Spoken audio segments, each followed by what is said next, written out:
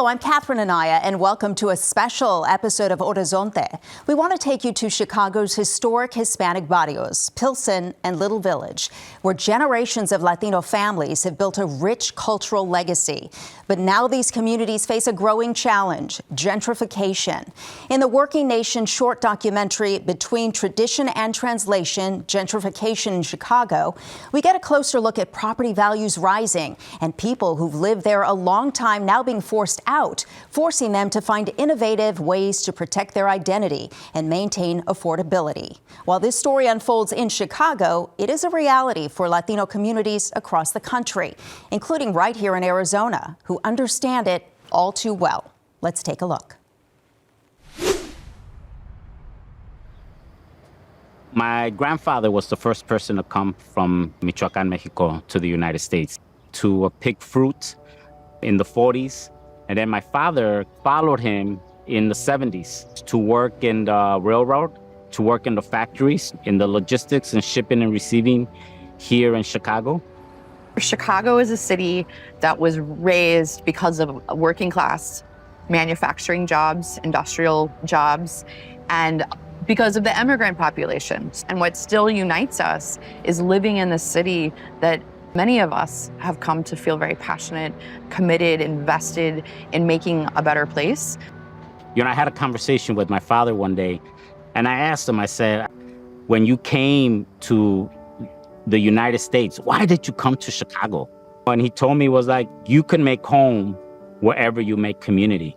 And so our job is to be in community and be in right relationship with everyone.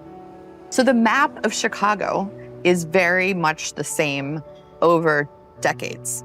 The north side of Chicago is occupied by people who are white. And then on the south side and the west side of Chicago is where there is majority Black and Latinx population.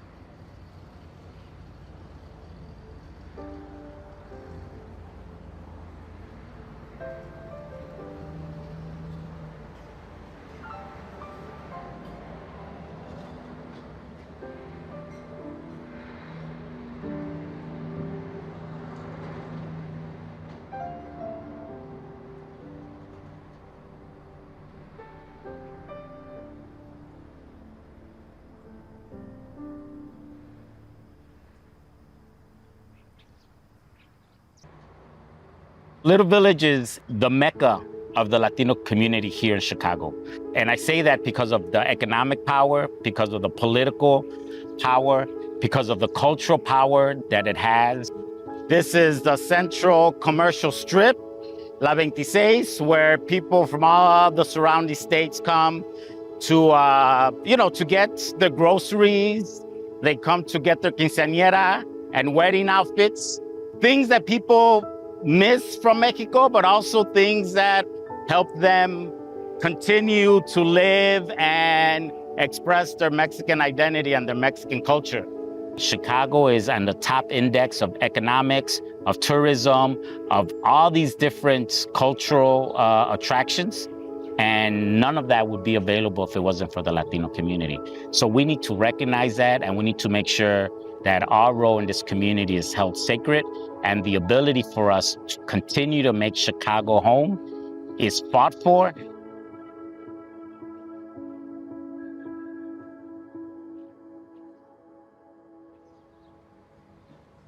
Cuando uno llega solo aquí, buscas un lugar en donde sentirte como en tu casa. Y pues cuando llegas aquí a Pilsen, eso es lo que encuentras. Mi esposo y yo somos de México. Tenemos 24 años viviendo aquí. Estamos en uno de los barrios con más comunidad mexicana. En Pilsen se encontraba una de las comunidades de mariachis más importantes. Mi esposo es mariachi. Como músico encontró aquí la oportunidad de tener trabajo, tocar en los bares, cantinas, en fiestas privadas. No era muy diferente a donde nosotros vivíamos en el Estado de México, porque la gente hablaba mi mismo idioma, pues igual muchos mexicanos, la comida, porque vi mucha gente que se veía como yo. Y eso también me dio un poco de comodidad. Y también al comenzar a caminar por el barrio, vi que había muchos negocios. La mayoría de los edificios había un mariachi. Y él se dio cuenta que podíamos hacer nosotros también, tener nuestro propio mariachi, tener nuestro negocio propio.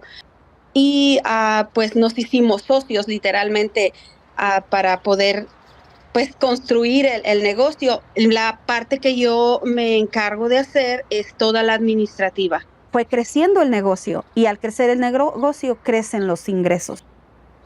La red de los mariachis se comunicaban, todos estaban siempre a la mano en un solo lugar.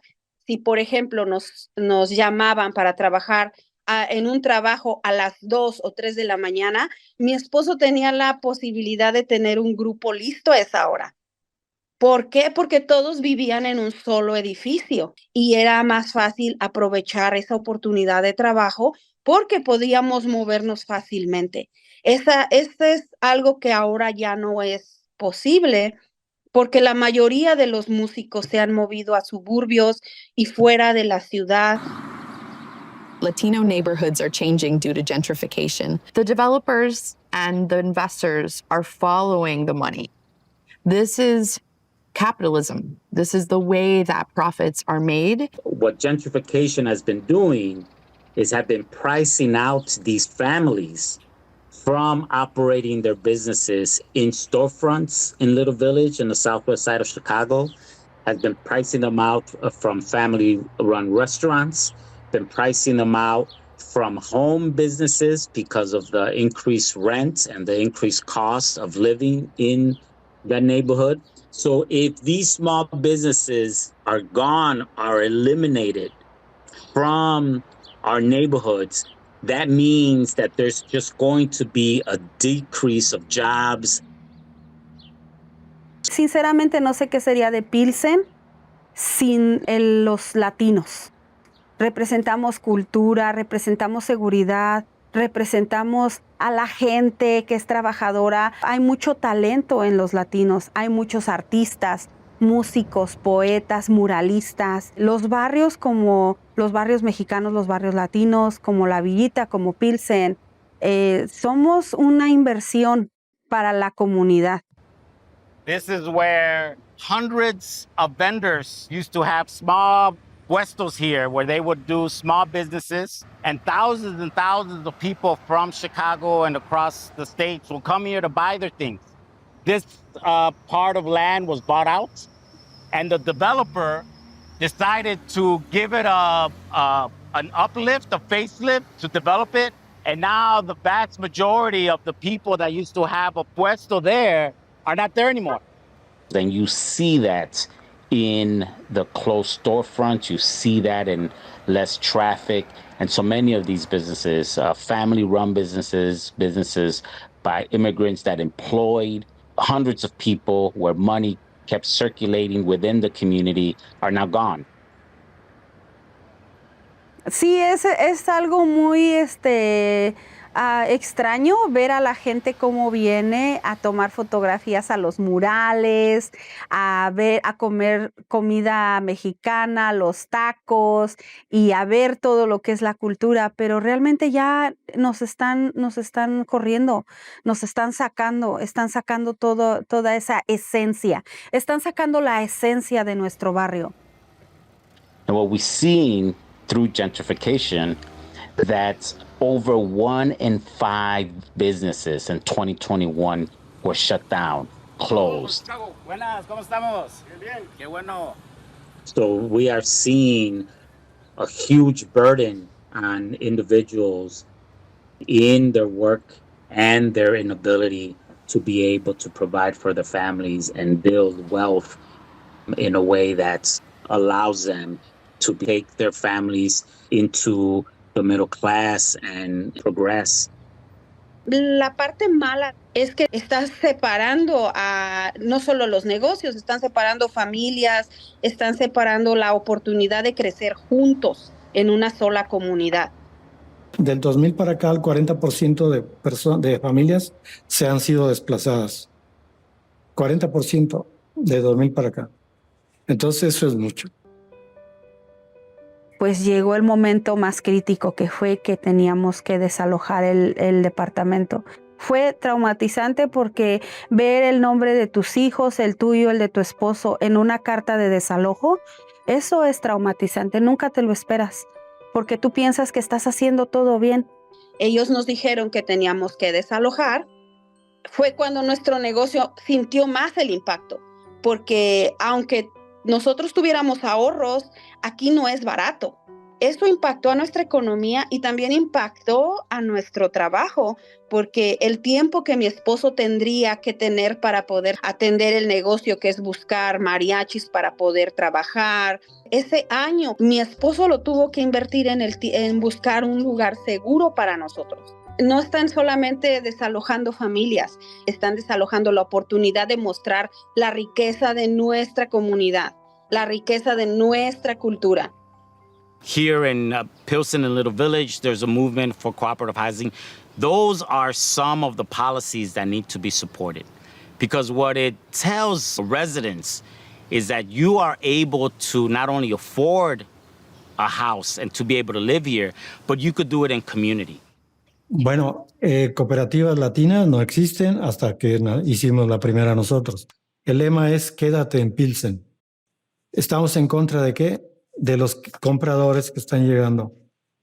Ese es nuestro objetivo, quitarle unos cuantos edificios a los nuevos inversionistas. Yo le comenté a una amiga, ¿sabes qué? Mira, estoy desesperada, ya me están diciendo que me tengo que mover. Me dice, pues busca en internet. Encontré la página de Pico, el número de teléfono, y así fue que me contacté con la persona que se encargaba de dar las sesiones informativas, y ahí fue donde nos dio la sesión informativa acerca de lo que era una cooperativa.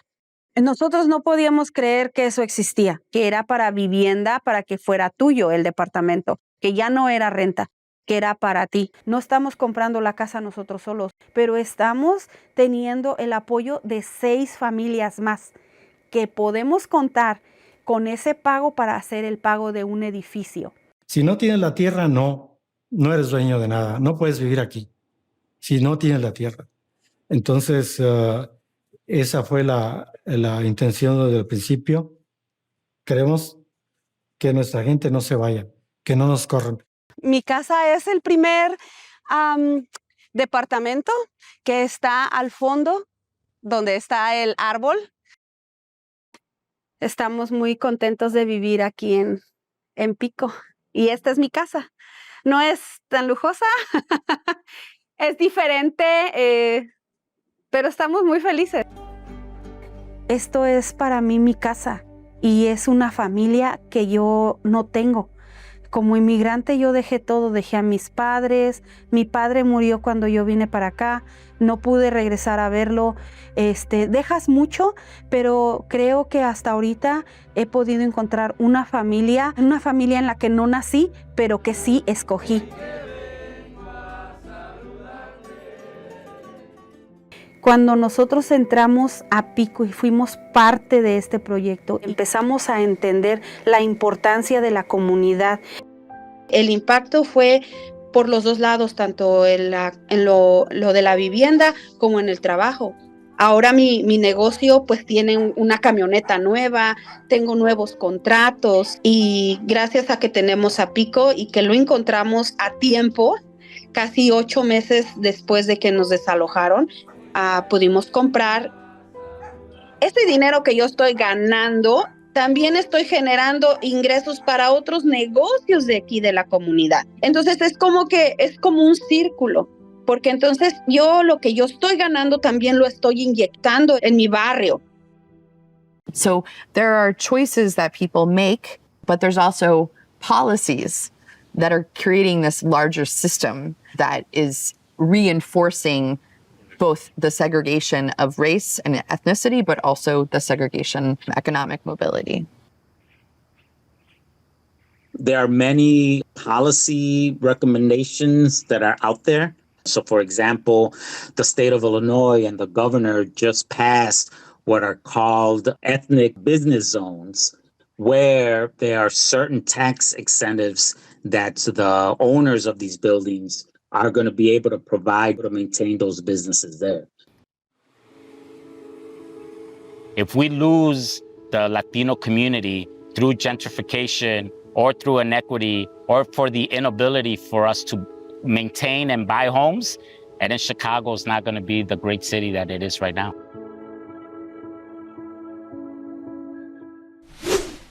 As we've seen in Pilsen and Little Village barrios, balancing cultural preservation with economic development is no easy task. Yet the fight to maintain affordability and identity is one that Latino communities across the U.S. continue to face, including here in the Grand Canyon State. The solutions may vary, but the goal remains the same: to ensure that these vibrant neighborhoods that make up the fabric of our cities remain home to the people and traditions that built them. I'm Catherine Anaya. Thank you for watching this special episode of Horizonte.